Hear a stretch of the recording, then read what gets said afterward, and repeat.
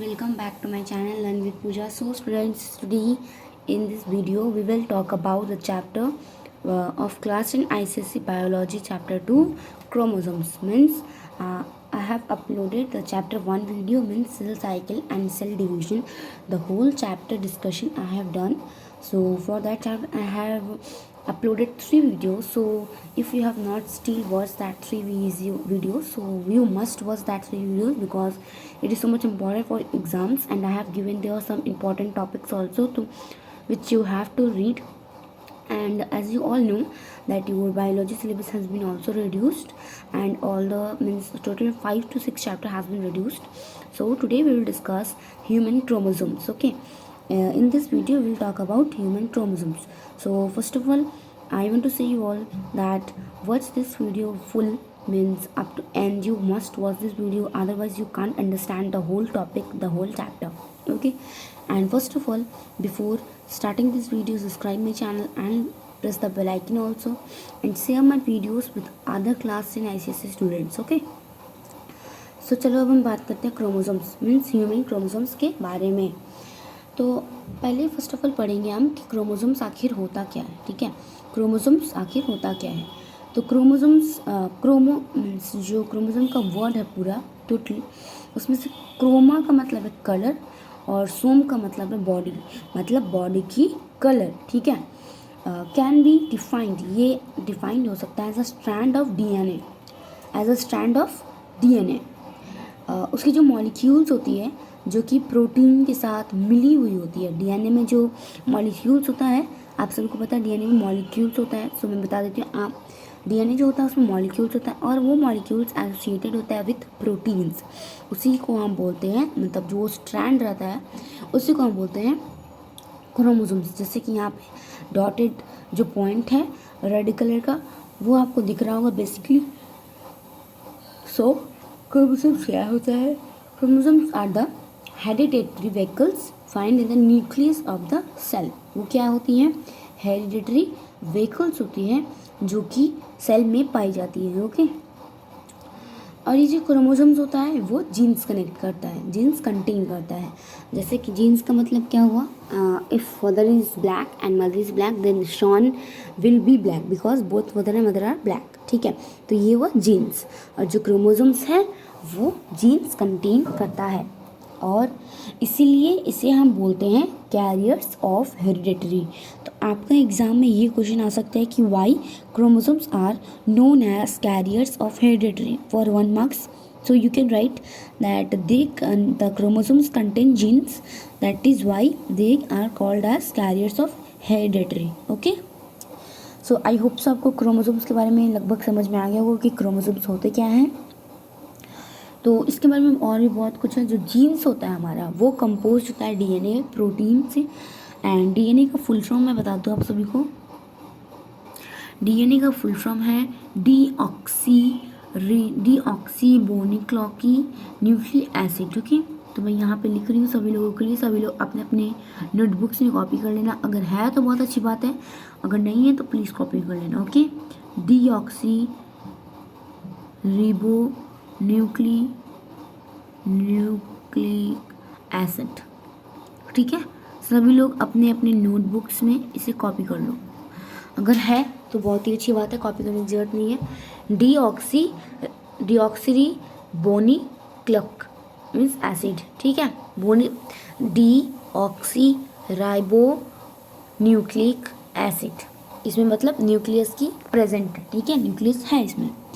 तो ये जो फंक्शन है एज जेनेटिक मटेरियल का, ये फॉर्म करता है केमिकल बेसिस ऑफ हेरिडेटरी. क्या फॉर्म करता है? Chemical basis of hereditary. अभी हम लोग जान लेते हैं कि जीन क्या होता है. जीन्स जो हम लोग बात करें जिसके बारे में, तो जीन एक सेगमेंट होता है डीएनए का जिसके पास सिंथेसिस प्रोटीन रहती है, बहुत सारी प्रोटीन रहती हैं, और वो कंट्रोल करता है एक्सप्रेशन. हम लोग का एक्सप्रेशन कंट्रोल करता है सारे के सारे मीन्स पब्लिक्स का, जो जितने भी आदमी लोग हैं, जितने भी गर्ल्स बॉयज़ दोज हुएवर, सबकी एक्सप्रेशन कंट्रोल करता है.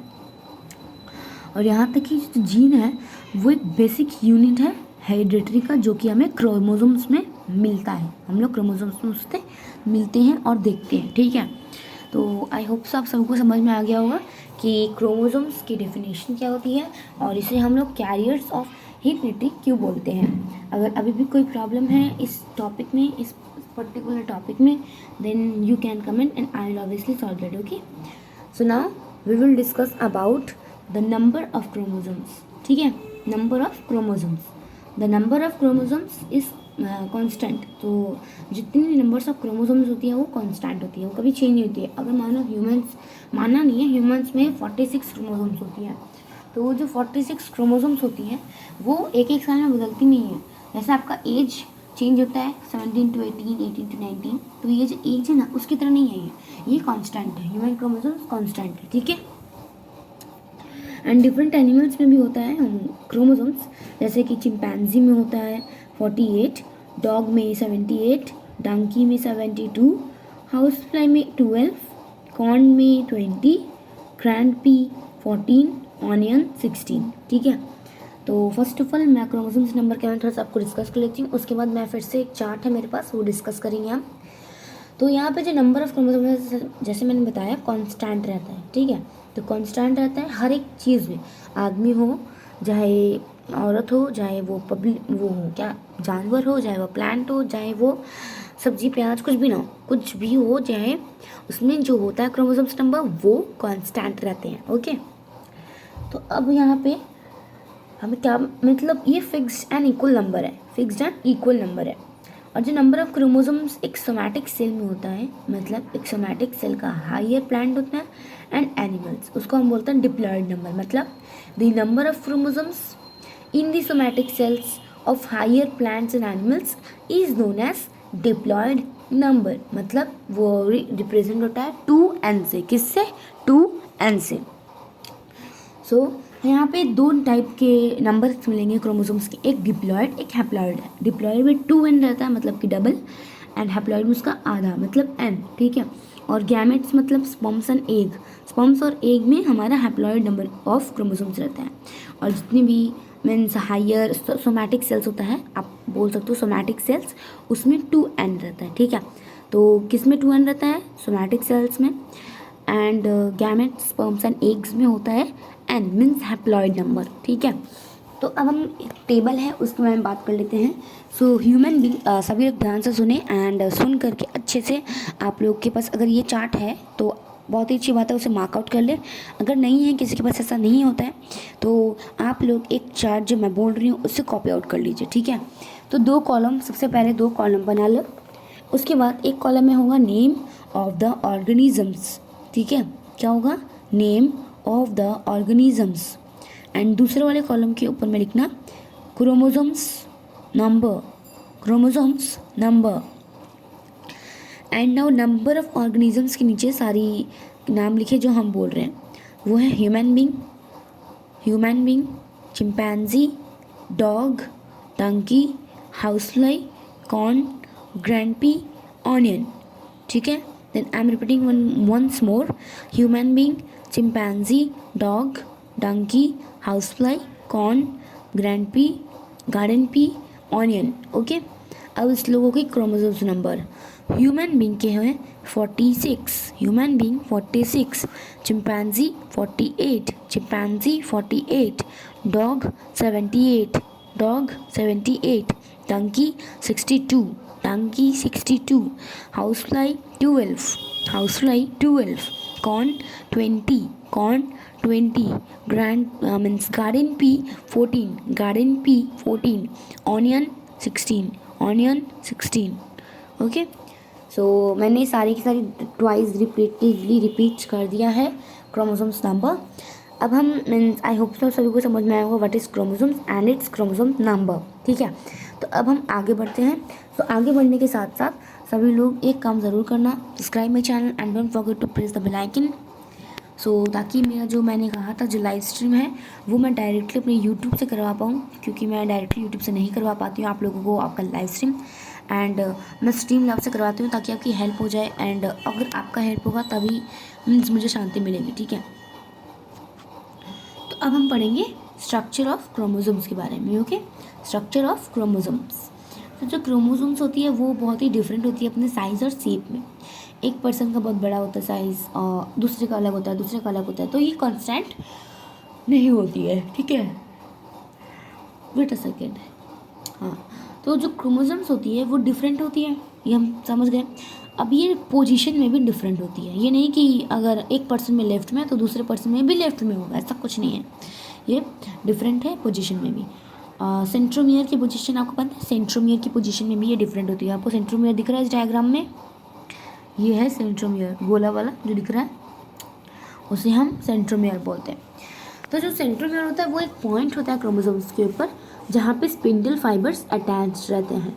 देखो यहाँ पे दिख रहा है स्पिंडल फाइबर्स अटैच्ड हैं क्रोमोसोम्स के ऊपर, यस ओके।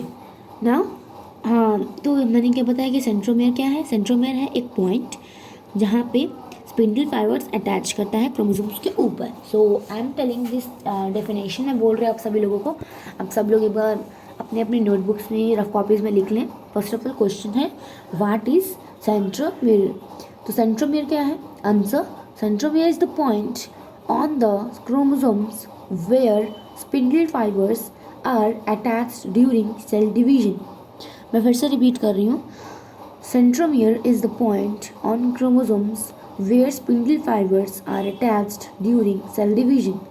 ओके, तो यहाँ पे 3 टाइप्स की सेंट्रोमियरिक है मुझे दिख रही है, मेटासेंट्रिक, एक्रोसेंट्रिक, टेलोसेंट्रिक, ठीक है। यहाँ पे आपको दिख रहा है, देखो मेटासेंट्रिक, एक्रोसेंट्रिक एंड टेलोसेंट्रिक। देखो ये वाली ज़्यादा इंपॉर्टेंट नहीं है, मतलब कि सब वाला ज़्यादा इंपॉर्टेंट नहीं, ये और ये तीनों इंपॉर्टेंट है। तो फर्स्ट ऑफ ऑल बात करेंगे मेटासेंट्रिक के बारे में। तो मेटासेंट्रिक क्या होता है, जो सेंट्रोमियर होता है, अगर सेंट्रोमियर जो होता है वो नियर द मिडिल क्रोमोसोम्स रहेगा, मतलब कि बीच में रहेगा क्रोमोसोम्स के, तो उसको बोलते हैं मेटासेंट्रिक। और अगर इफ़ जो सेंट्रोमियर है वो टूवर्ड्स वन रहेगा, मतलब अवे फ्रॉम द सेंटर रहेगा, तो उसको बोलते हैं मीन्स यहाँ पे साफ दिख नहीं रहा तो इसको हम लोग बोलते हैं एक्रोसेंट्रिक। मैं लिख देती हूँ स्पेलिंग, एक्रोसेंट्रिक, ठीक है। क्योंकि मैं बता दूँ क्योंकि ये जो है हमारा सेंट्रोमियर की पोजीशन वो मिडिल में नहीं है, मिडिल के भाग रहा है, मिडिल को छोड़ के भाग रहा है, तो इसलिए हम इसे बोलते हैं एक्रोसेंट्रिक, ठीक है। अब हम बात करेंगे लास्ट के बारे में, मतलब टेलोसेंट्रिक। तो इस टेलोसेंट्रिक में क्या होता है, जो सेंट्रोमियर रहता है वो एकदम लास्ट में है सिचुएटेड, देखो ध्यान से, एकदम कोना में, तो इसलिए हम इसको बोलते हैं टेलोसेंट्रिक। ओके, सो ये थी हमारे 3 टाइप्स की क्रोमोसोम्स, मेटासेंट्रिक, टेलोसेंट्रिक और acrocentric. Okay, so I hope सबको समझ में आ गया होगा। Now the next. ओके, अब हम बात करेंगे क्रोमैटिन के बारे में। किसके बारे में, क्रोमैटिन के बारे में, ठीक है। तो अब ये क्रोमैटिन क्या होता है, तो सुन लो अच्छा से। जो क्रोमैटिन होती है ना, जो क्रोमैटिन मटेरियल होती है वो कंसिस्ट होती है 2 स्ट्रैंड से, एक है डीएनए और एक प्रोटीन, ठीक है। ये दोनों इसमें भरपूर होता है, डीएनए और प्रोटीन, ठीक है। और ये जो डीएनए होता है वो 40% तक रहता है जब हिस्टोन्स फॉर्म होते हैं। हिस्टोन्स जब फॉर्म होते हैं तब डीएनए 40% रहता है और हिस्टोन 60%, ठीक है। तो जो डीएनए होता है उसके पास नेगेटिव चार्ज होती है। क्यों, कब होती है नेगेटिव चार्ज, जब मतलब along its length while histones are positively charge. उसकी जो लेंथ होती है ना डीएनए की, उसमें नेगेटिव चार्ज होता है, जबकि हिस्टोन्स के पास क्या होता है, पॉजिटिव चार्ज, क्योंकि उसके पास प्रोटीन मॉलिक्यूल्स है, ठीक है। उसके पास क्या है, प्रोटीन मॉलिक्यूल्स है। और इसी डीएनए हिस्टोन्स कॉम्प्लेक्स को हम बोलते हैं क्रोमैटिन। इसी डीएनए और हिस्टोन के कॉम्प्लेक्स को हम बोलते हैं, क्या बोलते हैं, क्रोमैटिन। ओके, ठीक है। अब यहाँ पे आपको न्यूक्लियलिज्म्स दिख रहा है, न्यूक्लियलिज्म्स क्या होता है, चलो पढ़ लेते हैं।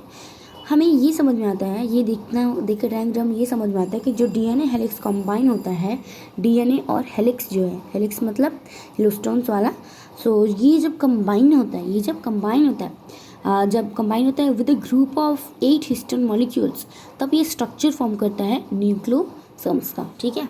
ये फॉर्म करता है स्ट्रक्चर न्यूक्लियोसोम्स का, ठीक है। अब हम मीन्स हमने अभी तक क्रोमैटिन के बारे में जाना, numbers of structure of chromosomes, numbers of chromosomes and chromosomes. तो आई होप सबको ये 4th मीन्स 5th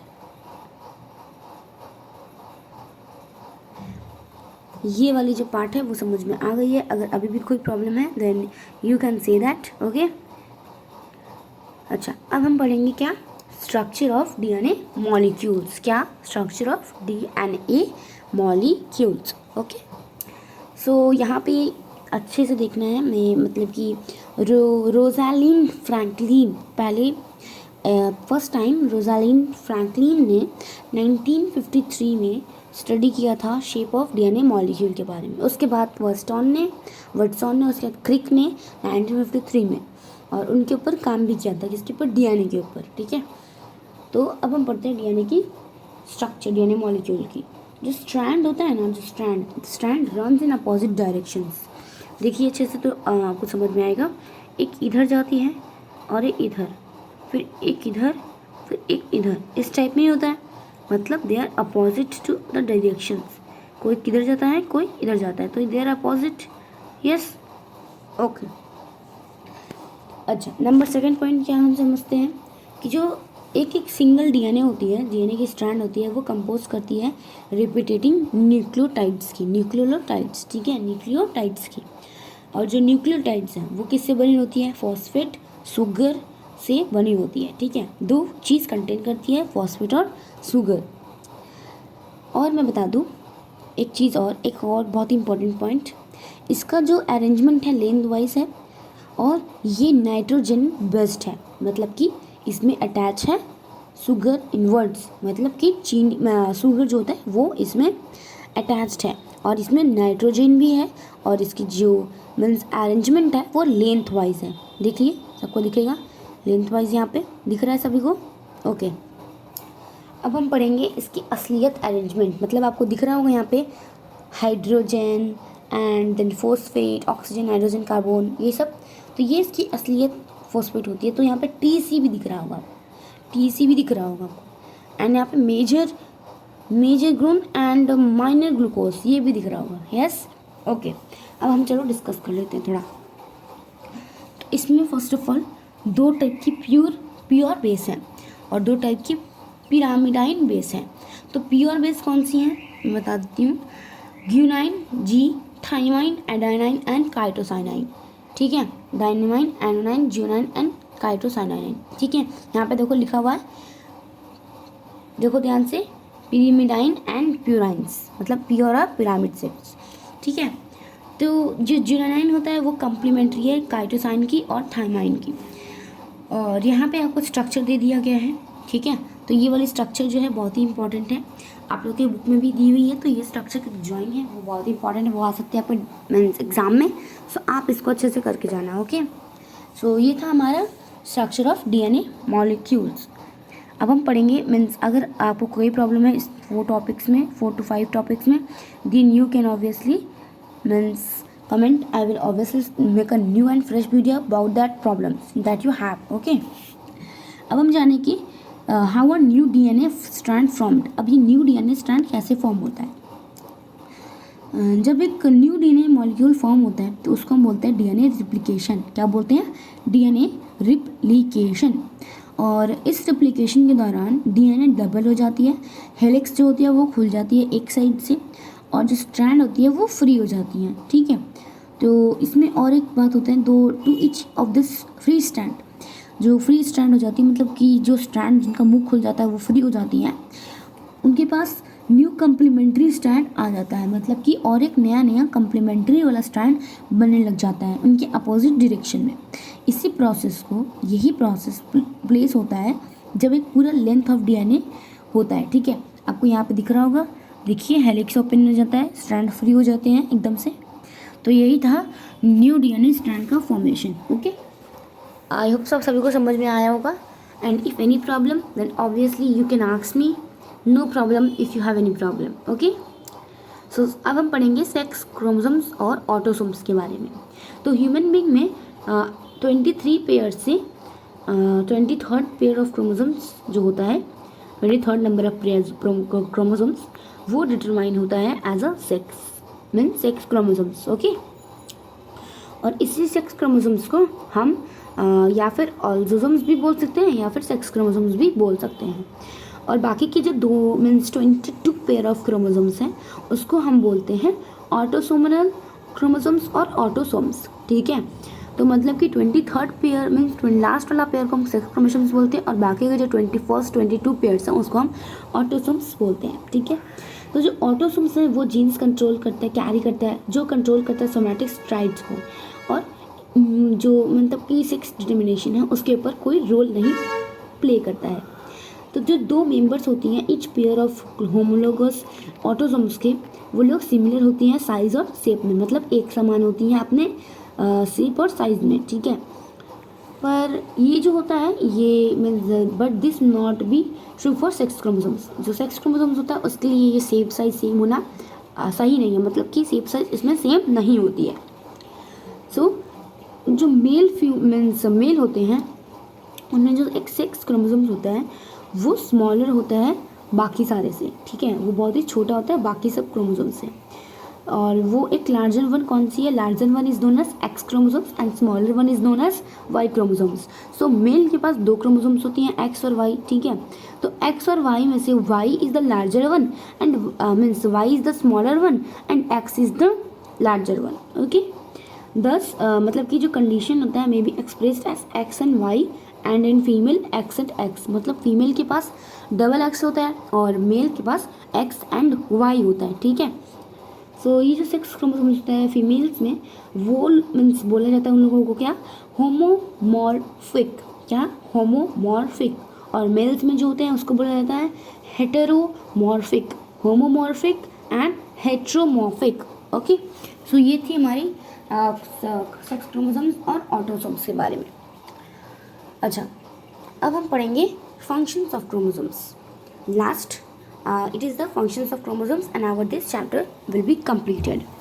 सो इसमें क्या है, जो क्रोमोसोम्स है इसमें बहुत सारे पॉइंट हैं, आपको दिख रहा होगा। Regulate the proteins, determine the gender, influence और determine the traits, determine height, eye and colour, control cell processes, contain instructions to form new cells, ठीक है।